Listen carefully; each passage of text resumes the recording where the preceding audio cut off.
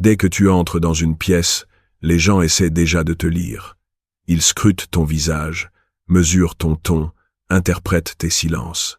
Et tandis qu'ils font cela inconsciemment, guidés par la peur, le désir ou l'insécurité, Machiavel le faisait avec un objectif, avec une intention chirurgicale. Il croyait que le pouvoir ne réside pas seulement dans ce que tu dis ou fais. Il s'agit de la rapidité avec laquelle tu peux voir à travers les autres. Pour manipuler quelqu'un, tu dois le comprendre. Pour te protéger, tu dois le prédire. Pour le dominer, tu dois le lire avant qu'il ne réalise qu'il a été vu. Machiavel savait que la surface n'est jamais la vérité. Chaque sourire pourrait être une performance. Chaque poignée de main une menace. Chaque compliment un test. Alors, il a construit des tactiques, non des suppositions. 14 tactiques psychologiques conçues pour lire instantanément le caractère, les motivations et les faiblesses cachées de quiconque. La première tactique est d'observer comment il traite l'invisible. Oublie comment il te traite. C'est facile à feindre. Au lieu de cela, observe comment il traite celui qu'il pense insignifiant, comme le serveur, le stagiaire ou la personne sans pouvoir. Machiavel enseignait que le pouvoir corrompt les esprits faibles en silence. Et quand quelqu'un croit être en sécurité pour révéler sa vraie nature, il te montrera toujours comment il prévoit de te traiter une fois que ta valeur diminue. Le respect envers les impuissants est un signal plus précis du caractère que la gentillesse envers les égaux, car il n'y a aucun incitatif à le feindre. La deuxième tactique est de les faire taire et de regarder leur masque glisser. L'insécurité prospère dans le bruit. Les gens remplissent les silences non parce qu'ils aiment parler, mais parce qu'ils craignent d'être vus sans distraction. Si tu veux lire quelqu'un rapidement, parle moins qu'eux. Ne dis rien. Fais des pauses plus longues. Rends ton silence plus fort que leurs mots. En quelques instants, ils en diront trop. Ils essaieront de t'impressionner, trahiront leur peur et révéleront leur motivation. Le silence n'est pas une absence, c'est une pression. Et sous la pression, les gens révèlent ce qu'ils n'avaient jamais l'intention de dire. La troisième tactique est de leur offrir rien et de voir ce qu'ils font. C'est l'une des tactiques les plus brutales de Machiavel. Ne leur donne aucune approbation, aucune affection, aucun avantage, juste ta présence, détachée et illisible. Pourquoi? Parce que les gens te traiteront toujours en fonction de ce qu'ils peuvent extraire de toi. Quand tu n'offres rien, tu vois leur programmation par défaut. Deviennent-ils plus froids? Ils n'étaient chaleureux que pour le gain. Essaient-ils plus fort? Ils sont insécures et aspirent à l'approbation. Restent-ils neutres? Ils ont un contrôle émotionnel et pourraient être dangereux. Moins tu donnes, plus ils révèlent. La quatrième tactique est d'interrompre leur pattern de contrôle. Certaines personnes parlent en script police. Elles ont répété le charme, la vulnérabilité, même l'honnêteté pour gérer comment les autres les voient. Machiavel connaissait ce type de personnes comme le plus difficile à lire, à moins de briser le script. Comment? Pose une question qu'ils n'attendent pas. Interromps leur blague par le silence. Réponds à la flatterie par la suspicion. Change de sujet quand ils gagnent en momentum. Quand leur performance est interrompue, ils trébuchent. Et dans ce trébuchement, tu vois qui ils sont vraiment. La cinquième tactique est de tester leur loyauté avec de petites pertes. N'attends pas une trahison pour apprendre la loyauté de quelqu'un. Conçois le test. Dis non à une petite requête. Refuse-leur une faveur qu'ils attendaient. Retiens ton attention pour un bref moment, puis observe. Restent-ils respectueux, ou commencent-ils à critiquer, à s'éloigner ou à colporter des ragots? Les esprits machiavéliques comprennent que la loyauté n'est pas comment les gens agissent quand ils gagnent, c'est comment ils réagissent quand ils se sentent refusés. Le plus petit non révélera la plus grande vérité. La sixième tactique est de mesurer leur focus, pas leurs mots. Les gens mentent, mais leur focus ne ment pas. Pendant qu'ils parlent, observe ce à quoi ils prêtent attention. Leurs yeux se dirigent-ils vers les personnes puissantes? Ils aspirent au statut. Ignorent-ils les individus de bas statut? Vérifient-ils leur téléphone pendant qu'ils parlent avec toi? Tu es un remplaçant, pas une priorité. Ils essaient d'obtenir ta faveur. Machiavel n'écoutait pas les mots. Il suivait l'attention. Parce que l'attention est un investissement, et où il la place te dit tout ce qu'il valorise et tout ce qu'il ne valorise pas. La 7e tactique est de mentionner une faiblesse que tu as inventée. Dis-leur quelque chose de petit et faux sur toi-même. Quelque chose qui sonne comme un défaut, comme « j'ai tendance à trop réfléchir aux choses » ou « j'étais trop confiant autrefois » ou « je ne suis pas toujours bon avec les confrontations ». Puis observe. S'ils l'exploitent, en l'armant plus tard, en se moquant ou en l'utilisant contre toi, ils sont opportunistes. S'ils l'ignorent, ils sont soit respectueux, soit prudents. S'ils révèlent une vraie faiblesse à eux, ils veulent une connexion et se sentent en sécurité. En créant une vulnérabilité fictive, tu testes leur vraie réaction à la faiblesse sans risquer rien de réel. La 8e tactique est de les faire attendre. Il n'y a pas de moyen plus rapide pour lire le niveau d'entièrement de quelqu'un que de retarder ta réponse. Réponds tardivement par texte. Sois vague sur les horaires. Prends plus de temps que prévu pour leur donner quelque chose. Les personnes en titre paniquent, culpabilisent ou deviennent passives-agressives. Les personnes patientes s'adaptent et restent stables. Machiavel ne cherchait pas seulement la loyauté. Il cherchait la résilience. Parce que les impatients sont les premiers à devenir toxiques quand les choses ne vont plus dans leur sens. Le temps expose le tempérament. La 9e tactique est de voir qui il copie. Tout le monde copie quelqu'un, consciemment ou non. Leur ton, leur posture, leur manière. Machiavel croyait que tu peux décoder l'ambition d'une personne en étudiant leur idole. S'ils imitent les puissants, ils aspirent au contrôle. S'ils imitent les populaires, ils veulent l'attention. S'ils imitent les vertueux, ils désirent une supériorité morale. La personne que quelqu'un émule est celle qu'il souhaite secrètement être. Et une fois que tu vois qui ils mirent, tu sais ce qu'ils poursuivent. La 10e tactique est de déclencher l'envie et de regarder le visage vaciller. Dis quelque chose de subtil qui t'élève, comme une victoire récente, une opportunité ou un compliment que quelqu'un d'autre t'a donné. Puis observe leur visage de près.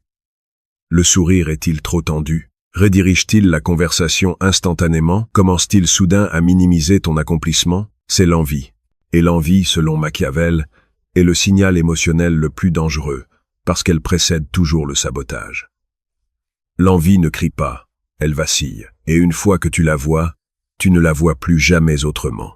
La 11e tactique est de demander ce qu'ils haïssent. Oublie ce qu'ils aiment. C'est facile à feindre.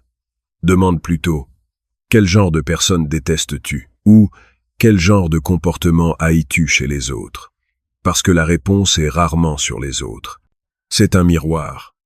Les choses que les gens disent détester reflètent généralement leurs propres traits supprimés.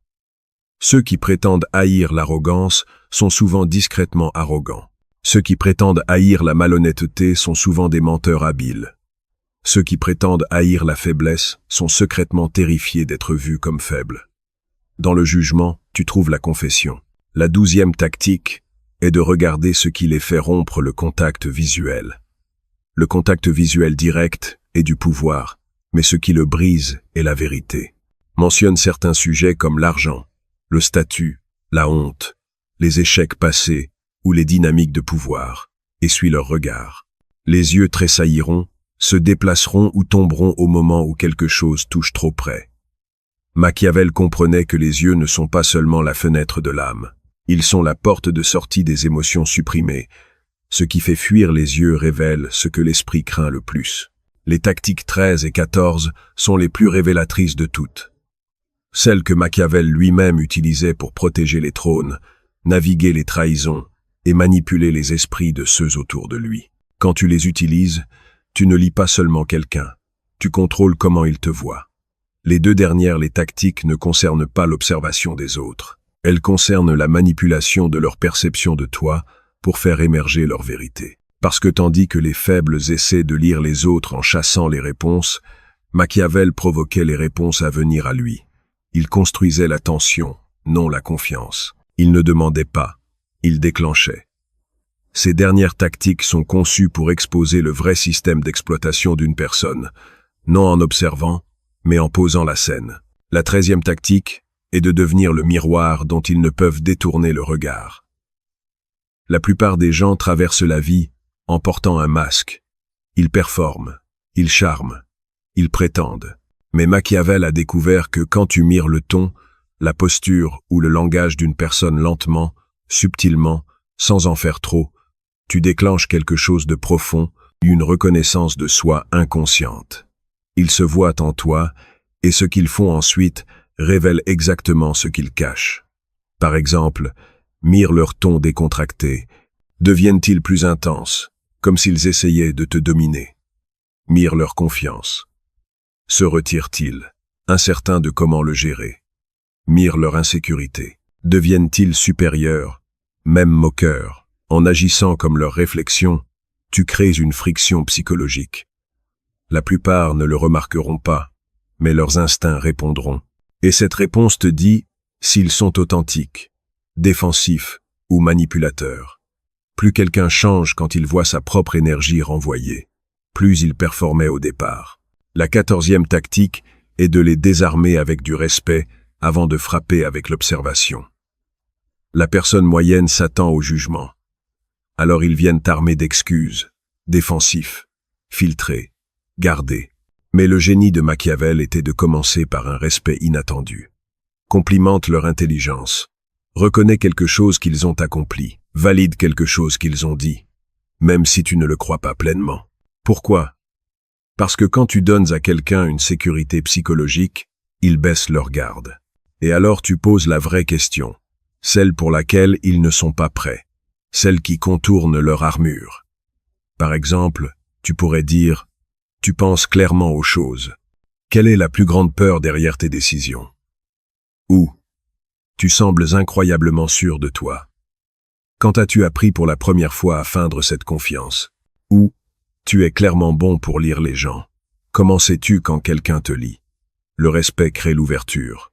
Mais c'est la question chirurgicale après qui arrache le masque proprement. Les gens sont plus honnêtes quand ils se sentent admirés, et c'est alors que les vraies données émergent. Maintenant que tu comprends comment lire les gens psychologiquement, la deuxième couche commence. Les lire stratégiquement. Machiavel ne se souciait pas des traits de personnalité pour eux-mêmes. Il étudiait les gens comme un terrain, parce que chaque faiblesse, habitude et angle mort pouvaient être utilisés, influencés ou gardés contre. Tu peux utiliser leurs faiblesses comme ton point de levier. Une fois que tu vois ce que quelqu'un cache, tu gagnes plus que la compréhension. Tu gagnes le contrôle, non pour détruire, pas même pour manipuler, mais pour influencer silencieusement. Si quelqu'un craint l'abandon, la distance devient ton outil. S'il aspire à l'admiration, une désapprobation subtile le fait chasser ton respect. S'il repose sur le contrôle, l'imprévisibilité le désarme. Et s'il est dangereux, s'il cache un poignard derrière un sourire, alors tu sais exactement où frapper, ou comment le faire se détruire lui-même. C'est là que la lecture psychologique devient une guerre stratégique. Profile-les en archétypes, mais ne le dis jamais à voix haute. Machiavel n'étiquetait pas les gens en conversation. Il les étiquetait dans son esprit. Il ne disait pas « il est narcissique » ou « elle est insécure ».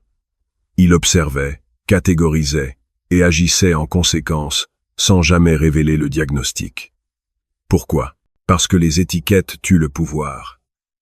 Les gens luttent contre elles, mais un traitement sans diagnostic glisse inaperçu. Quelques archétypes stratégiques rapides incluent le plisseur masqué, qui aspire à l'approbation et peut être contrôlé par la louange, mais est dangereux quand on la lui refuse. Le grimpeur silencieux qui apparaît loyal mais observe de près les vacuums de pouvoir. Respecte-le mais ne fais pas confiance à la proximité. Le génie fragile, intelligent mais instable, dont la brillance peut être utile mais seulement si gérée émotionnellement. Le défenseur bruyant qui surexplique, surréagit et justifie constamment, presque toujours cachant la culpabilité ou une insécurité profonde. Tu n'as pas besoin de leur dire ce qu'ils sont. Tu as juste besoin de savoir comment les gérer, sans jamais leur laisser savoir que tu les gères. Observe comment ils gèrent le mot « non ». Il n'y a pas de meilleur test de caractère que le refus. Machiavel croyait que la force d'une personne n'est pas montrée dans la victoire, mais dans la restriction. Dis non à quelque chose qu'ils attendent, comme une faveur, un compliment, une opportunité ou un morceau d'attention. Puis recule. S'il reste composé, l'esprit est discipliné. S'ils s'en prennent subtilement ou émotionnellement, ils sont gouvernés par l'ego. S'ils changent de ton entièrement, laissant tomber le masque, ils ne jouaient qu'un rôle. Le rejet de leur volonté montre leur vraie base émotionnelle. Détecte qui ils veulent impressionner. Une vérité machiavélienne clé. Les gens ne parlent jamais juste pour l'expression. Ils parlent pour se positionner. Chaque mot prononcé devant toi fait partie d'une stratégie. Alors demande, pour qui performe-t-il en ce moment? Toi? Il cherche ta validation. Un groupe? Il revendique la dominance. Quelqu'un absent? Ils révèlent une cible cachée. Observe leurs yeux. Observe qui ils vérifient pour l'approbation. Chaque blague, chaque opinion, chaque geste est un mouvement tactique vers l'attention de quelqu'un.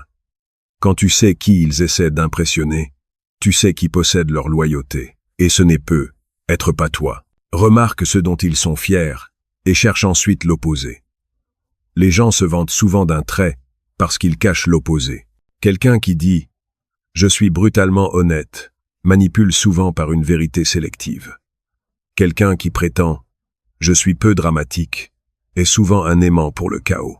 Et quelqu'un qui affirme « Je mets toujours les autres en premier » est fréquemment secrètement rancunier ou contrôlant.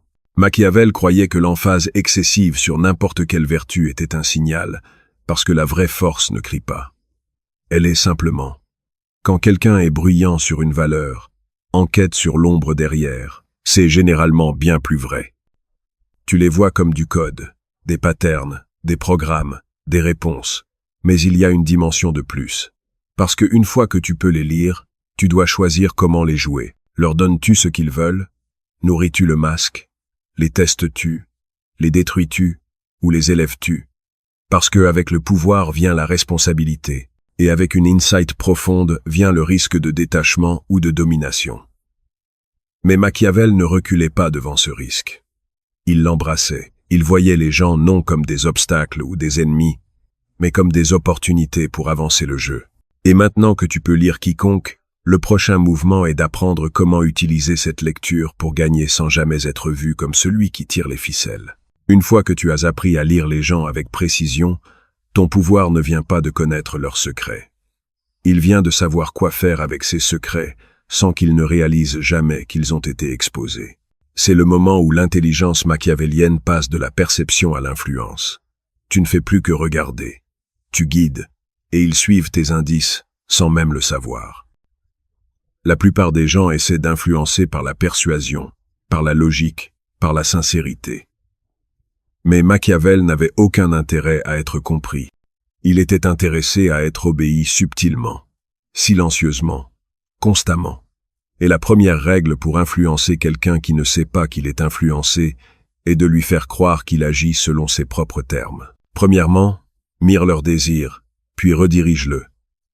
Une fois que tu as lu ce que quelqu'un veut, statut, attention, sécurité, tu ne le confrontes pas. Tu le reflètes vers eux.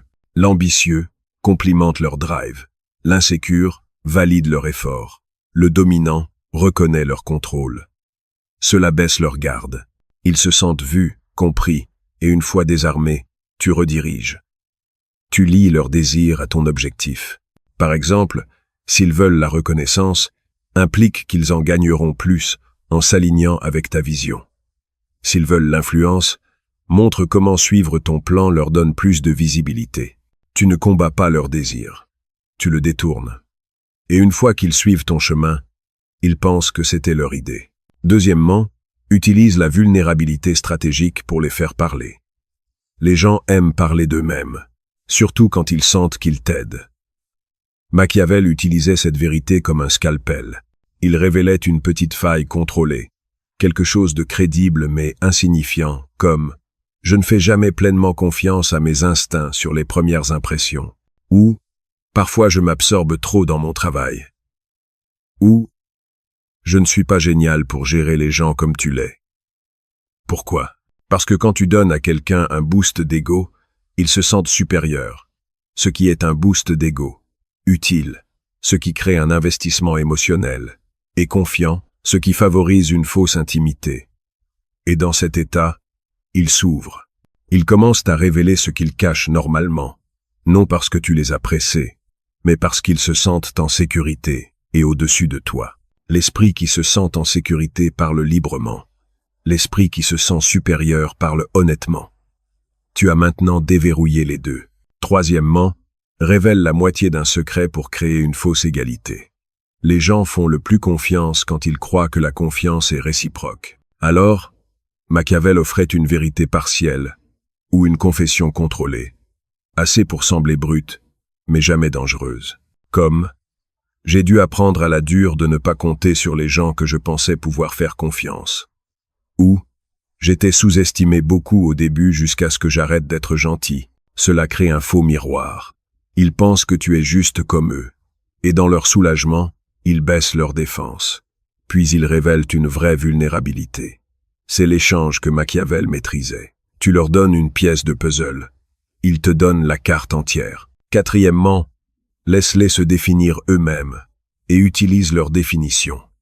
Une des manipulations les plus puissantes est de ne jamais définir quelqu'un. Laisse-les se définir. Par exemple, ils pourraient dire « Je suis le type qui valorise la loyauté par-dessus tout » ou « Je déteste quand les gens perdent du temps » ou « Je ne laisse pas les émotions me contrôler ».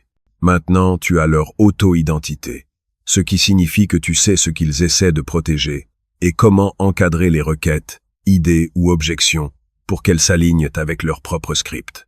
Si tu as jamais besoin qu'ils fassent quelque chose contre leurs instincts, tu le lis simplement à leur valeur déclarée. Par exemple, tu es le genre de personne qui valorise la loyauté. Je te fais confiance pour gérer cela. Ou, je sais que tu ne tolères pas l'inefficacité. Voici le raccourci dont nous avons besoin. Tu ne persuades pas. Tu réaffirmes leur identité tout en la dirigeant en ta faveur. Et ils ne résisteront pas parce qu'ils croient être fidèles à eux-mêmes. Cinquièmement, crée une réputation qu'ils doivent maintenir. Les gens craignent la perte plus qu'ils aspirent au gain. Alors donne-leur quelque chose à protéger. Machiavel rafting des réputations pour les gens avant qu'ils ne les aient gagnées. Tu pourrais dire « Tu es connu pour tenir ta parole » ou « Les gens te respectent parce que tu ne t'impliques pas dans les petites politiques » ou « Tu es toujours celui qui garde les choses équilibrées ». Maintenant, ils sont enregistrés et la pression est là. S'ils agissent contre l'identité que tu leur as publiquement donnée, ils sentent le risque de paraître faux, incohérent ou faible. Alors, ils maintiennent le caractère. Ils maintiennent ta définition parce que tu l'as transformée en contrat social. Et juste comme ça, tu as installé un comportement sans jamais donner un ordre. Sixièmement, laisse filtrer juste assez d'informations pour guider la perception. Tu n'as pas toujours besoin d'influencer quelqu'un directement. Parfois, tout ce que tu dois faire est de les laisser entendre la bonne chose. Cela pourrait être une histoire sur comment tu as outmanœuvré un concurrent, une blague qui laisse entendre que tu n'es pas facilement dupé, ou une remarque décontractée qui montre que tes standards sont élevés. Ces fuites créent l'anticipation et la recalibration. Les gens ajustent leur comportement autour de toi basé sur l'impression qu'ils pensent avoir découverte seuls, ce qui est exactement ce que tu voulais. Parce que quand les gens sentent qu'ils t'ont compris, ils arrêtent de questionner. Et quand ils arrêtent de questionner, ils deviennent prévisibles. Septièmement, laisse-les gagner tôt pour que tu puisses posséder le résultat plus tard. Un des mouvements les plus froids de Machiavel était de donner aux gens des victoires précoces. Laisse-les penser que leur idée a gagné, que leur leadership est nécessaire, ou que leur insight est unique. Ils nourrissaient leur ego avec de petites victoires inoffensives, tout en ingénierant le résultat final pour se bénéficier lui-même.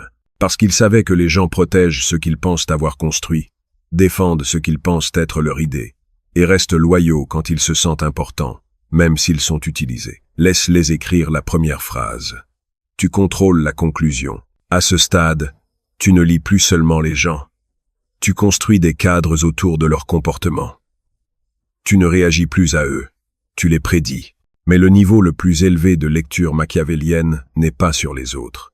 C'est sur ce que ton aptitude à lire les autres révèle sur toi. Il y a une ombre dans chaque esprit à haute perception, parce que quand tu vois à travers tout le monde, tu risques de croire que tu es au-dessus de tous. Tu commences à bouger sans empathie. Tu commences à contrôler pour le sport. Et c'est là que l'esprit dangereux doit faire sa transformation finale. Non juste en un qui peut lire, influencer ou outplay, mais un qui sait exactement quand arrêter le jeu et quand disparaître tout en gagnant encore. Au niveau le plus élevé de l'insight machiavélien, le jeu ne ressemble plus à un jeu. Il devient instinct. Tu ne penses plus « comment lis-je cette personne ?» Tu le fais simplement. Tu entres dans une pièce et l'information coule sur qui est insécure, qui performe, qui est discrètement puissant, et qui te regarde aussi étroitement que tu les regardes.